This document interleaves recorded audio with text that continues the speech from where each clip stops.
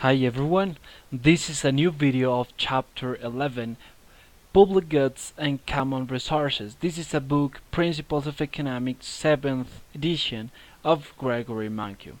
So, what we have studied before with the markets, we have seen how the markets allocates resources in a perfect way. What markets try to do throughout invisible hand is to find a price where it maximizes the consumer surplus and producer surplus. So this provides at the end efficient allocation due to prices. And now what we are trying to see here with the common resources and public goods is that there are no prices and there is kind of free access, so the results are not the same as a normal market. So when we saw in the first chapter of this book about the 10 principles of economics, we basically realize the role of the government, how government can take these kind of results that they are not efficient anymore and they try to transform in some way with a better well-being for the society. So we need to first differentiate the different kind of goods that we can find here in the common resource and public goods. So what we have here, as I said before, the words in the markets where the consumer and producer surplus is what maximized. So we need to figure out some concepts that they are going to be extremely important to understand how the public goods and common resources work. First, we need to define the term of excludability. When we have excludability, is basically when we when is someone is using the good, it exclude to use this good for someone else. As an example, we have a hamburger, so we have a hamburger and you eat it, and automatically you make that someone else cannot eat the same hamburger. So a hamburger is excludable. Which kind of good is not excludable? My videos. For example, now you're listening to me. At the same time, there is another one in another part in the world, and the fact that you're watching, you are listening what I'm saying, you don't exclude in some way the other person. So this is excludability characteristic. The other one, we have rivalry in consumption. Uh, is is basically the property when you a good, basically you use that and diminish the fact of use to other person. So when we have a rival, in this case, the fact that you're using it means that someone else cannot use that. So for example, we have an example, the rival, the same hamburger, because you cannot use at the same time. But for example, in this case, we have, for example, another, for example, fishing. The fact that you fish in a lake, it automatically make less fishes for other people. So private goods, they have both characteristic. They're excludable and rival in consumption. And the other part, we have the opposite, which is public goods. These kind of goods, they are neither excludable nor rival in consumption. The fact that you're using, for example, a tornado siren, for example, in a little town, you can you cannot be excluded by that because everybody listens at this siren. And on the other side, the fact that you're listening it, you are not diminished in some way the the tornado siren that other one is listening at the same time. So in this one, we can figure out, and we can organize these kind of goods into facts and with yes or no. So we have two main characteristics: rival in consumption or excludable. So we have our table. We have yes, no for each one. So we have rival in consumption and excludable. They are both. So you say that they are private goods. When we have they are excludable, but they are not rival in consumption, club goods. We have rival in consumption, but not excludable, we have common resources. And when we have rival is not rival in consumption, neither nor excludable, we call them public goods. So this chapter we're going to talk a little bit about no excludable goods. So it means common resources and public goods. Which kind of examples? Private goods, hamburgers, sneakers, because for example you are using them, so they are rival. You cannot use the same pair of shoes, and the other fact, excludable because you have to pay for that. Club goods, for example, paid internet, because excludable, of course, if you don't pay, you cannot access to internet. And for example, is rival in consumption. Now, the fact that I said before you're using is not that the other cannot use at the same time. And congested toll roads is excludable. Yes, you have to pay toll in order to go onto these kind of highways, but it's rival in consumption now because it's uncongested. The fact that I'm using, I'm not making you that you cannot use that. Common sources, fish in the ocean, the rival, yes, because you are taking one fish, other people they will face less population of fish. And of course, congested non-toll roads, they are rival in consumption because the fact that you put another car there, automatically you limit the space for other people. And includable now because everybody can drive in these kind of roads. Public goods, non-congested park, for example, the fact that you go there, you go to chilling out with your friends, you go jogging, you go biking and riding bike, or you just go and stay there in the grass. It's basically, it's not rival because it's not congested, so you can be there, another can be there, so there's not going to be another problem to be more people there. And the other important, tornado siren, as I said before, the fact that you listen, everybody listens, you cannot exclude that someone listens that. So here it's really important that we know how there is a relationship between this chapter and previous one, because there is a connection between public goods, common resources with externalities. So basically, when there is these kinds of goods that are free of charge, it's something that has value, but you don't pay for it. So, for example, when you have a common resource, could be like the clean air, right? It's not excludable because the fact that you are there, right, is that it does not exclude that you can breathe this kind of air, but it could be kind of rival in the sense that another firm that pollute air make that the clean air is even worse. So the fact this is really close related with the externalities, clean air, this is related with the negative externality produced by the firms. So definitely there is like really relationship between them. The problem with these, with common resources and public goods, is like we overestimate what we have because it's free. You don't know how much you have to pay for it. In this sense, it makes non-efficient result, a non-social, better well-being in this sense. So, for example, a tornado siren, it came from a positive externality.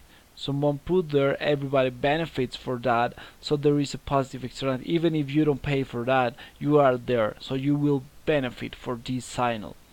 And fishing is a negative externality, because when you fish, automatically you are reducing the quantity of fish for future generation, future people that they are going to try to subsist. So in this case, this you can see how tornado siren, there is cataloged as a public good.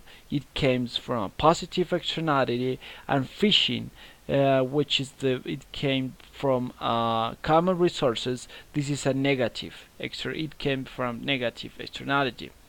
So public goods, we are going to focus on a good that is really a great example for that. We need to imagine a small town where everybody can see at any place fireworks. So we know that they are not executable. The fact that you put there, you cannot go there and make blind someone just for avoid looking at fireworks. So definitely we can assume that there is a not excludable good. So it's not possible to prevent someone from seeing that. And the same thing is not rival. One person enjoyment does not avoid enjoyment to another. If you go to balcony, you go to just open your window, you can look at that. There your neighbor can do the same. It doesn't avoid that you see less or more fireworks. It's exactly the same. It's a public good. There is a free rider problem. This is the fact that is really important here, because a free rider is someone that imagine that in this case we have, for example, the government charge to everybody, or let's say a private provider charge everybody a fee for watching the fireworks. I think that you won't have like too much incentive. You'll say, I don't pay that. I won't see that, so I won't pay. When the fireworks are on the sky, you listen to that, you open your window, and you enjoy it without paying that. So this is a free rider, someone who benefits, but he doesn't pay for that. So this is the fact. So for example, in this case, you see how if this is a producer, this is definitely not efficient, because she or he can ask for that, but he never will have the real value for people are willing to pay. So for this reason is where the government appears as a figure of regulating or improving the condition of the markets, because throughout taxes they collect the money for fireworks. They hire this particular person that wants to provide this spectacle. So in this case they can pay for that, and everybody in some sort of way they pay for that, they can enjoy paying that. Okay, so another examples of public goods that are really evident, their national defense. You are just in the United States of America, and if you don't like, or you like anyway, you will benefit from national defense, and it's a really expensive good for Americans, because actually that is not rival nor excludable. And for example, in 2011, USA spent $2,298 per person in national defense. Okay, so this is one famous example of public good.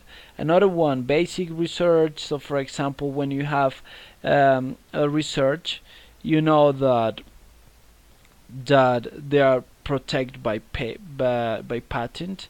So in this case, definitely they are excludable, these kind of goods. But think about theorems, or think about general knowledge. So for example, the theorem of quadratics. So this theorem, I can use that now. It's not excludable. Everybody can access to this theorem, and as well is not rival. The fact that I'm using now, it doesn't avoid that you cannot use at the same time. And other one, in this case, these two basic examples. Another important how to measure this kind of public goods, how to charge that, is throughout cost of benefits. Basically, is you can set, for example, on a highway that you want to the government want to construct.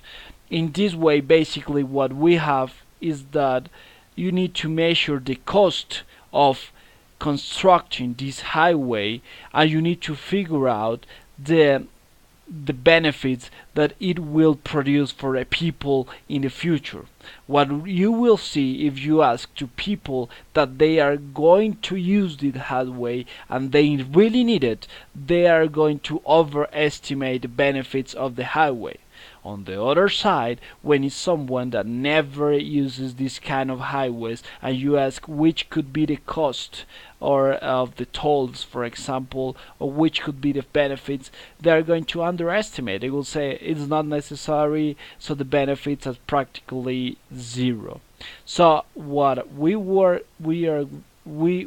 to say at this time is that this kind of method to measure public goods cost benefit is really tough. It's difficult to measure, but this kind of way how you can use this particular way to measure. So we already talked about non-rival, not excludable goods. They are called public goods.